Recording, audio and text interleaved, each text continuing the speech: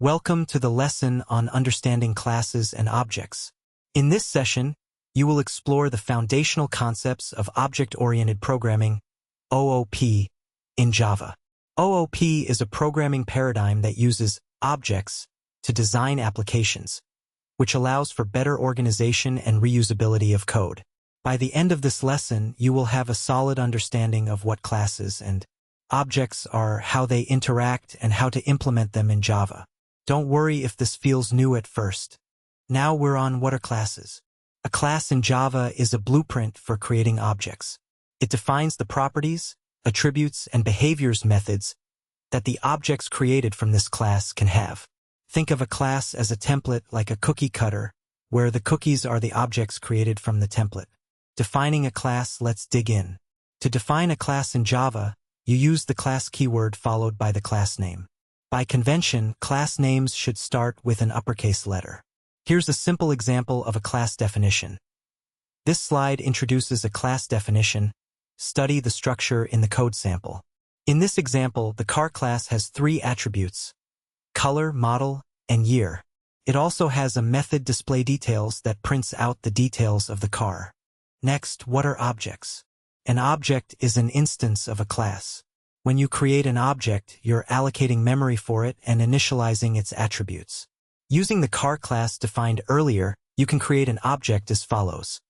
Review the class shown on screen and how its members are organized. In this code, we create an object called myCar from the car class.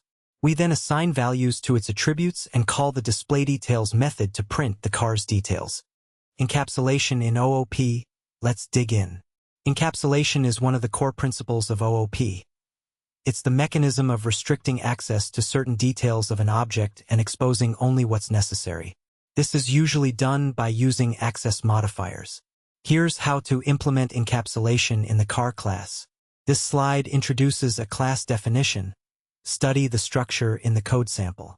In this updated car class, we made the attributes private and added a constructor to initialize them. The displayDetails method remains public, allowing access to the car's details. And summary.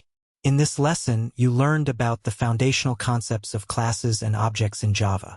You explored, first, what classes are and how to define them. Next, how to create objects from classes.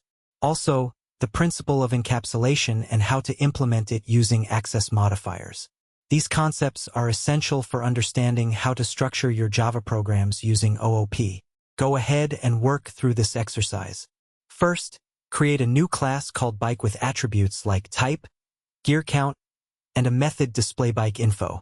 Next, instantiate an object of the bike class in your main method, assigning values to its attributes. Also, call the displayBikeInfo method to see the details of your bike.